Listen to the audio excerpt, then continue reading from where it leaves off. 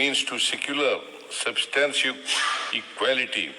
This would include sub-classification within the scheduled castes ಎಂದು ತೀರ್ಪು ನೀಡಿದೆ. ಅಂದರೆ ಪರಿಶಿಷ್ಟ ಜಾತಿಗಳ ಉಪವರ್ಗೀಕರಣ ಮಾಡುವ ಅಧಿಕಾರ ರಾಜ್ಯ ಸರ್ಕಾರಗಳಿಗೆ ಸಂವಿಧಾನಿಕವಾಗಿ ದತ್ತವಾಗಿದೆ ಎಂದು ಸ್ಪಷ್ಟವಾಗಿ ಹೇಳಿದೆ.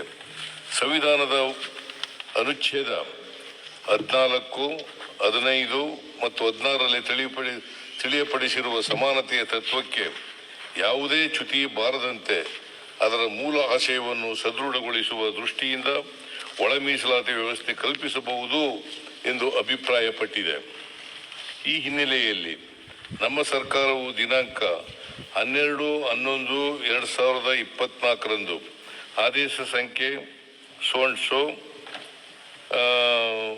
ಅದರ ಆದೇಶದ ಪ್ರಕಾರ ಗೌರವಾನ್ವಿತ ನ್ಯಾಯಮೂರ್ತಿ ಎಚ್.ಎನ್. ನಾಗಮೋಹನ್ ದಾಸ್ ಅವರ ಏಕಸದಸ್ಯ ಆಯೋಗವನ್ನು ರಚಿಸಲಾಯಿತು. ಸದರಿ ಆಯೋಗವು ಸೂಕ್ತ ದತ್ತಾಂಶಗಳನ್ನು ಎಂಪಿರಿಕಲ್ ಡಾಟಾ ಸಂಗ್ರಹಿಸಿ ಒಳ ಮೀಸಲಾತಿ ನೀಡುವ ಕುರಿತು ಶಿಫಾರಸುಗಳನ್ನು ಮಾಡಲು ಕೋರಲಾಯಿತು. ಜಸ್ಟಿಸ್ ಎಚ್.ಎನ್. ನಾಗಮೋಹನ್ ದಾಸ್ ಅವರ ಆಯೋಗವು ರಾಜ್ಯದ 101 ಪರಿಶಿಷ್ಟ ಜಾತಿಗಳನ್ನು ಸಮಗ್ರವಾಗಿ ಅಧ್ಯಯನ ಮಾಡಿ ದಿನಾಂಕ 1/8/2025 ವರದಿಯನ್ನು ಸಲ್ಲಿಸಿತು. ಆಯೋಗವು ಪರಿಶಿಷ್ಟ ಜಾತಿಗಳಿಗೆ ಸೇರಿದ 1,05,09,871 ಜನರ ದತ್ತಾಂಶಗಳನ್ನು ಸಂಗ್ರಹಿಸಿದೆ. 93% ಪರಿಶಿಷ್ಟ ಜಾತಿಗಳ ಜನಸಂಖ್ಯೆಯು ಈ ಸಮೀಕ್ಷೆಗೆ ಲಭ್ಯವಾಗಿದೆ. ಸಚಿವ ಸಂಪುಟವು ಈ ವರದಿಯನ್ನು ಕೂಲಂಕಷವಾಗಿ ಪರಿಶೀಲಿಸಿದೆ. ದಿನಾಂಕ 19/8/2025 ನಡೆದ ಸಚಿವ ಸಂಪುಟದಲ್ಲಿ ಜಸ್ಟಿಸ್ ನಾಗಮೋಹನ್ ದಾಸ್ ಅವರ ಶಿಫಾರಸುಗಳನ್ನು ಕೆಲವು ಮಾರ್ಪಾಡುಗಳೊಂದಿಗೆ ಅಂಗೀಕರಿಸಿದ್ದೇವೆ. ಎಡಗೈ ಸಂಬಂಧಿತ ಜಾತಿಗಳೆಂದು ಆಯೋಗವು ಗುರುತಿಸಿರುವ ಸಮುದಾಯಗಳಿಗೆ ಶೇಕಡ 6% ಒಳ ಮೀಸಲಾತಿ ಕಲ್ಪಿಸಲು ತೀರ್ಮಾನಿಸಿದ್ದೇವೆ.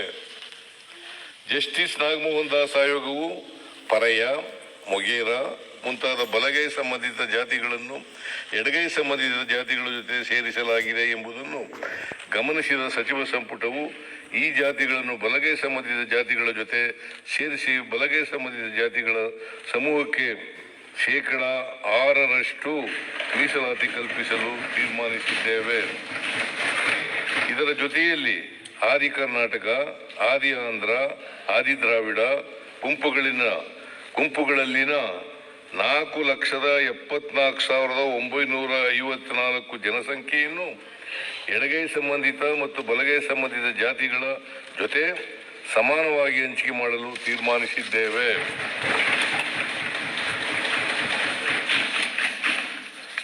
ಸ್ಪೃಶ್ಯ ಜಾತಿಗಳ ಗುಂಪಿಗೆ ಜಸ್ಟಿಸ್ ನಾಗಮೋಹನ್ ದಾಸ್ ಅವರು ಶೇಕಡ 4% ಮೀಸಲಾತಿಯನ್ನು ಶಿಫಾರಸು ಮಾಡಿದ್ದರು. ಹಾಗೆಯೇ 59 ಜಾತಿಗಳ 5,22,099 ಜನಸಂಖ್ಯೆಯನ್ನು ಪ್ರವರ್ಗ ಎ ಎಂದು ತೀರ್ಮಾನಿಸಿ ಶೇಕಡ 1% ಮೀಸಲಾತಿಯನ್ನು ಶಿಫಾರಸು ಮಾಡಿದ್ದರು. ಕೆಲವು ತಾಂತ್ರಿಕ ಕಾರಣಗಳಿಂದ ಎರಡೂ ಗುಂಪುಗಳನ್ನು ಒಟ್ಟಿಗೆ ಸೇರಿಸಿ ಶೇಕಡ 5% ಮೀಸಲಾತಿ ನೀಡಲು ತೀರ್ಮಾನಿಸಿದ್ದೇವೆ. ಜಸ್ಟಿಸ್ ನಾಗಮೋಹನ್ ದಾಸ್ ಆಯೋಗವು ABCDE ಎಂದು ಪ್ರವರ್ಗಗಳನ್ನಾಗಿ ವಿಭಾಗೀಕರಿಸಿ ಮಾಡಿದ ಶಿಫಾರಸನ್ನು ಸಚಿವ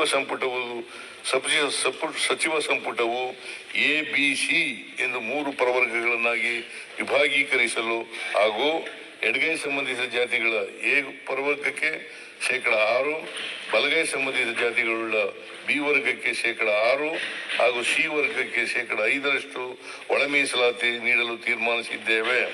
ಪರಿಶಿಷ್ಟ ಜಾತಿಗಳಲ್ಲಿರುವ ಎಲ್ಲ 101 ಜಾತಿಗಳಿಗೆ ಶಿಕ್ಷಣ, ಉದ್ಯೋಗಾವಕಾಶ ಹಾಗೂ ಇನ್ನಿತರ ವಿಷಯಗಳಲ್ಲಿ ಅವಕಾಶಗಳನ್ನು ಒದಗಿಸುವಲ್ಲಿ ಸಮಾನತೆ ಮತ್ತು ನ್ಯಾಯಸಮ್ಮತತೆಯನ್ನು ಖಚಿತಪಡಿಸಿಕೊಳ್ಳುವ ದೃಷ್ಟಿಯಿಂದ ಈ ಮಾರ್ಪಾಡುಗಳನ್ನು ಮಾಡಲಾಗಿದೆ. ಈ ರೀತಿ ನಿರ್ಧಾರ ಮಾಡುವಾಗ ಸಚಿವ ಸಂಪುಟವು ಗೌರವಾನ್ವಿತ ಸರ್ವೋಚ್ಚ ನ್ಯಾಯಾಲಯದ ತೀರ್ಪಿನಲ್ಲಿ ನಮೂದಿಸಲಾದ ತತ್ವಗಳನ್ನು ಗಮನದಲ್ಲಿಟ್ಟುಕೊಂಡಿದ್ದೇವೆ.